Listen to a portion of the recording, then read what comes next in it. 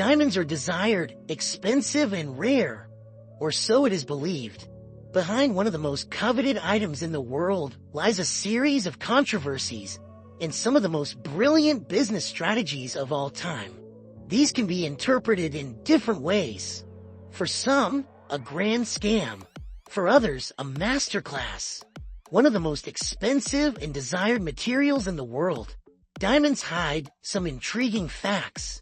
And it all traces back to a single company, De Beers, the mining company responsible for amplifying the world's desire for diamonds. Used as adornments since ancient times, diamonds have come to be seen as ultra-luxury items over the past 3 centuries, mainly due to the decisive role of this company in the market. Founded in 1887 by businessman Cecil Rhodes in partnership with contractor Barney Barnado, De Beers began by exploring the Kimberley mine in South Africa, a venture financed by the Rothschild family and Anglo-German businessman Alfred Beit. This venture was so successful that it produced a third of the world's diamonds up until then in just 10 years, giving the company a privileged position to start buying out its competitors in new mines. To achieve this, the company employed aggressive and controversial methods, with strong reports of the use of force to conquer new territories. By 1902, De Beers had already conquered 90% of the known diamond reserves in Africa and South America, giving it a near monopoly on the diamond market, with almost total control of global production. This allowed the company to act as a sort of market regulator.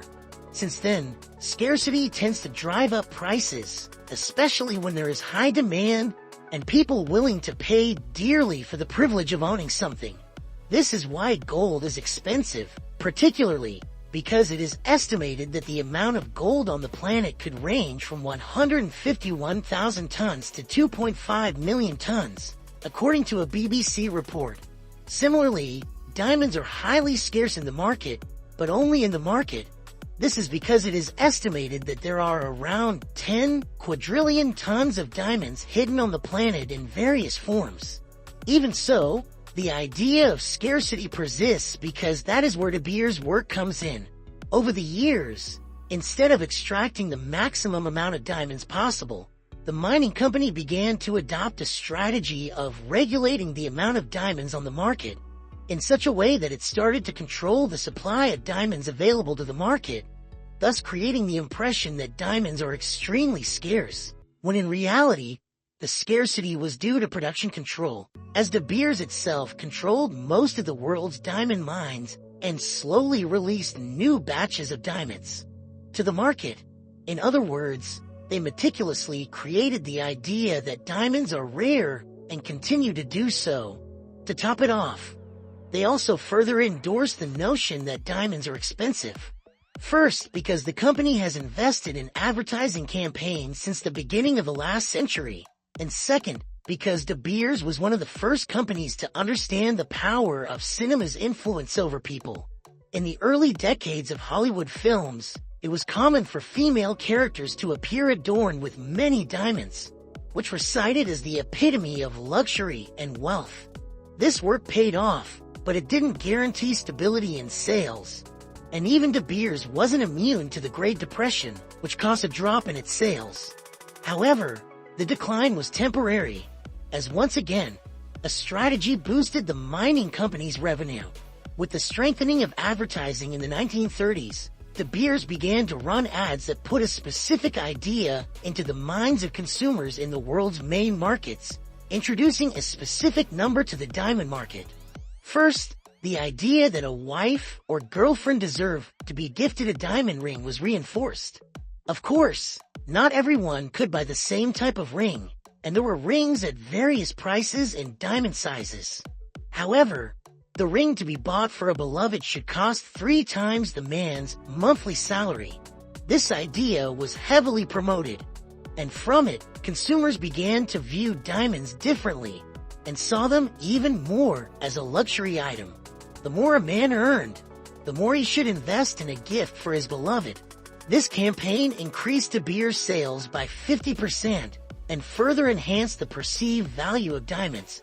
as well as the idea of diamonds as a kind of social proof of financial success. After all, the more expensive the ring, the more it appeared that the man who gifted it was successful, escalating spending on diamond rings and their size. But the final stroke came in 1947 with a campaign that transcends generations and gave diamonds a unique meaning. A diamond is forever. The phrase was coined by copywriter Mary Frances Jarity and is one of the most powerful commercial slogans in history. With this campaign, De Beers gave the world a meaning beyond the beauty of diamonds, and the fact that giving a diamond as a gift meant giving something that would last forever and could even be passed on to future generations. This further increased the perceived value of diamonds, which came to be seen as a symbol of a promise of eternal love. Of course, this was amplified by investments in advertisements and movies, including the figure of Marilyn Monroe, who even sang a song related to the theme. Diamonds are a girl's best friend, and appeared adorned with diamonds in the film Gentlemen Prefer Blondes, which had the cited song as its soundtrack. In the 1970s, another major reference came in the title of the film James Bond. Diamonds are forever. These are just a few references.